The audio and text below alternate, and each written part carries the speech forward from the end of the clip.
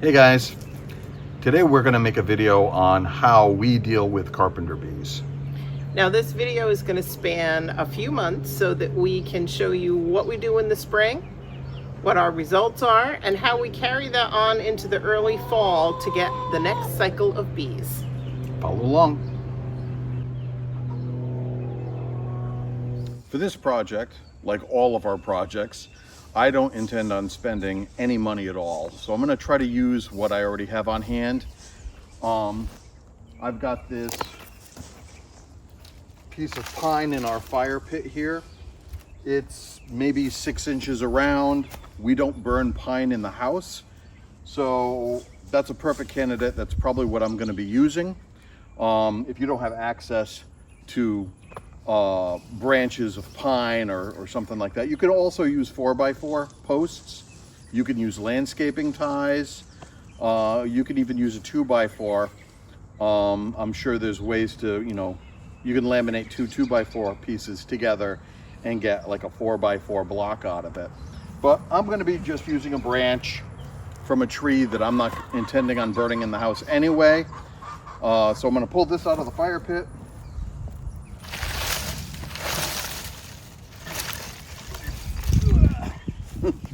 We'll get this prepared and then we'll move on to the next step.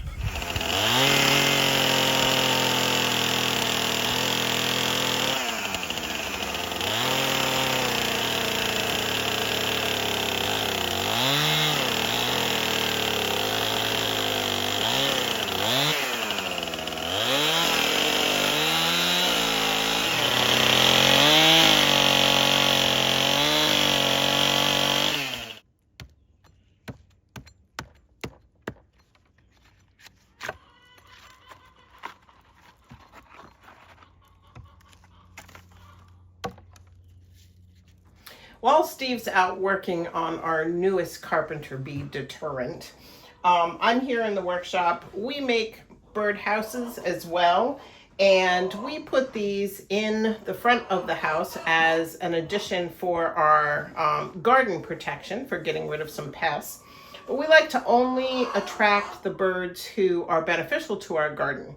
And we make our bird houses more for finches and for wrens, the smaller birds, and they help get rid of some of the other pests that we don't want in our garden, but they also can help with some of the bee problems as well. Now, another way that we've tried deterring the carpenter bees is making a fake hornet's nest, and all this is just a shipping bag that I got with a bunch of other bags inside. You can do it with a paper bag, you can do it with a grocery bag, and then you just fill it up, scrunch it up at the top, and hang it in an area where you're having a problem with carpenter bees, because carpenter bees do not like to be near where there are hornets' nests. So that's another option as well. It helps, but it really hasn't resolved the problem for us. So we're adding more of these bird houses to help with the process, and we're hoping that's going to help get rid of some of the bees as well. And just a quick question for everybody out there. If we were to add these to our webpage for purchase, would you rather purchase a fully built birdhouse or a birdhouse kit with all the bits, pieces, and parts you need to put it together? Make sure you leave a comment below and let me know. And let's go see what Steve's up to. Well, our wood's been cut. It's at about 7 inches, 7.5 inches, thereabouts. It doesn't really matter. About 7 inches. The next thing that we're going to do is drill a 1-inch hole right in the center, all the way down as far as we can go without going through the other side. Not possible anyway. My drill bit only reaches this far if I bury it. So I'm using a butterfly bit. You can use whatever you've got. But it's a 1-inch hole, and it looks like I'm going to be able to get about 5 1/4 inches in. So that's our next step. 5 1/4 inches in, 1-inch hole. Let's get going.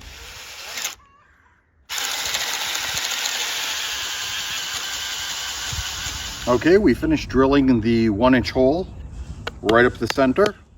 Doesn't come through the other side. The next step is probably the most difficult, but it's not really that hard.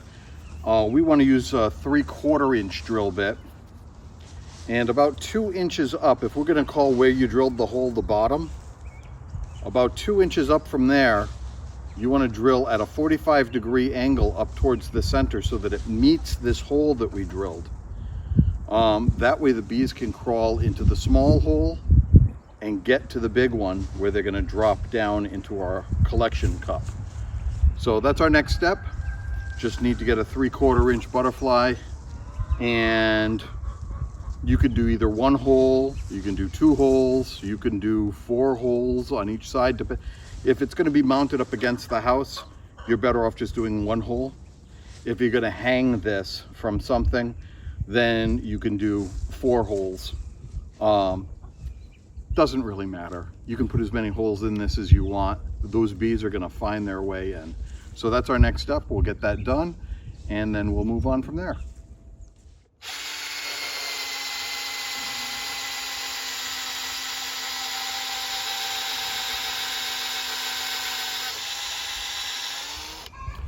Okay, so I finished drilling those holes. Let me get one in there.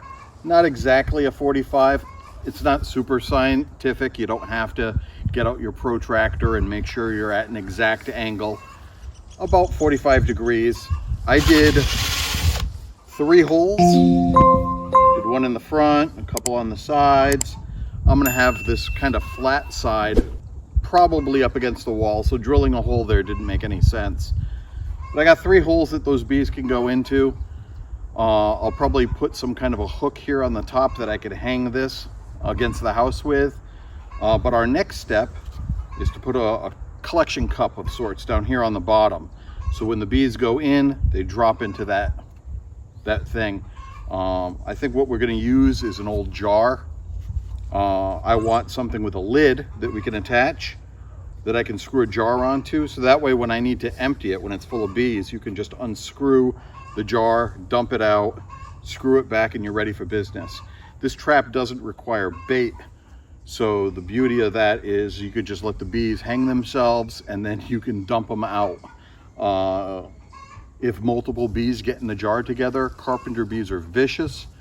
They'll fight each other, they'll probably kill each other, and you'll have a bunch of dead bees in a jar. So I'm thinking some kind of a jar. Let me go check our recycling. I'm gonna go find something I can use, and we'll move on to the next step.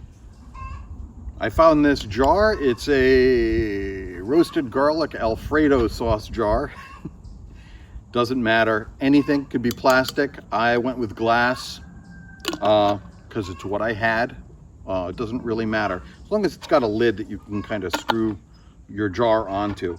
What we're gonna do next is, right in the center of this jar, we want to make a 1-inch hole on the lid, and then we're going to attach the lid to the bottom of our piece of wood. What I'll probably do is punch a couple holes and just use 2 screws to hold it in place. But the first thing I want to do is get a hole in the center of this jar. I'll probably use a step bit just to make it a little bit cleaner and less likely to cut myself. So let's get this drilled, and then we'll get it screwed onto here, and then we're just about finished.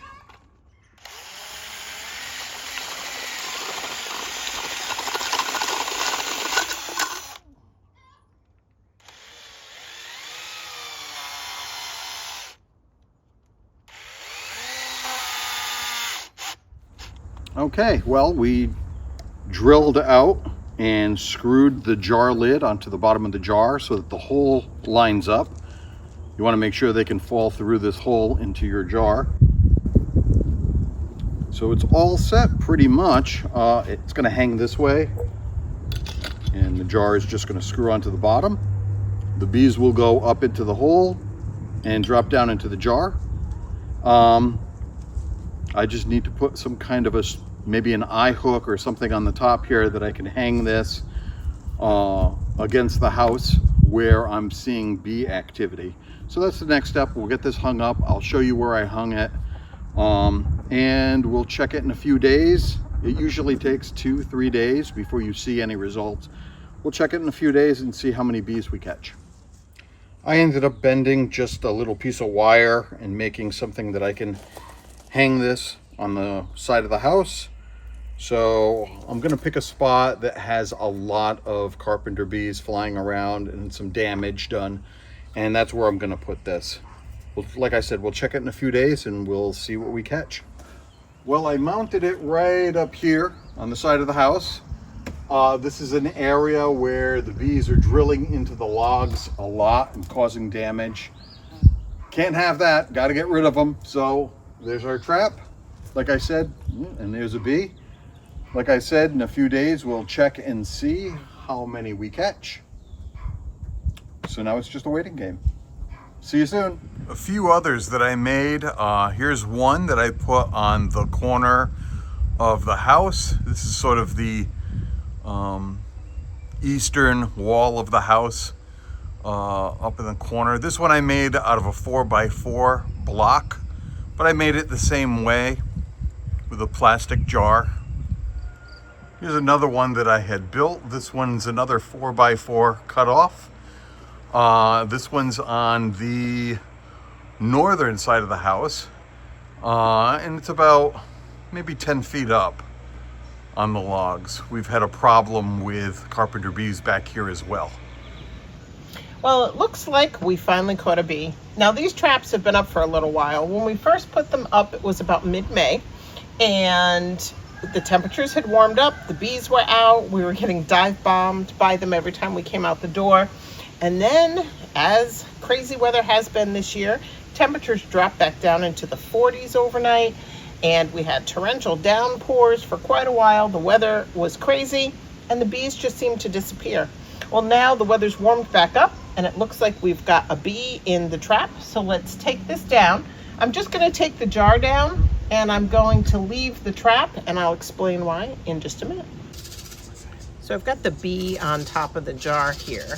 And as you can hear probably in the background, we have bird houses that go all across the front of our porch so that they can help us with the bugs in the garden. But it seems like they also have been helping us with these bees.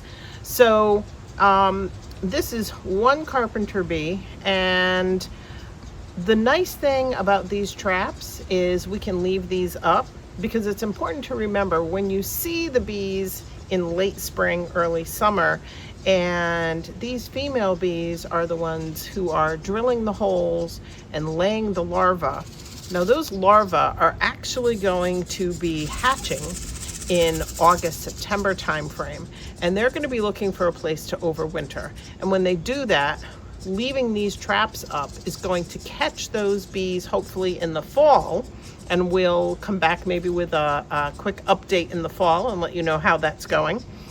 And that will help prevent more bees next spring. So having these traps up in the spring to catch the bees when they're first out is good. Having these traps still up in August and September when the new bees are hatching and looking for a place to overwinter is going to be a second time that we're going to be able to catch these bees and help reduce the carpenter bee population. Now, we do love bees in our garden, but carpenter bees who attack our house and our soffits and our trim, we don't want around the house. So this little one is going to be going away, and hopefully we'll be catching some more of those in the fall with our traps. And if you have any questions about how we did this, about which traps were most effective, please make sure you leave a note in the comments. And if you want to see more videos like this, letting you know how you can help get rid of pests in your yard or around your house, let us know. And until next time, everybody, take care.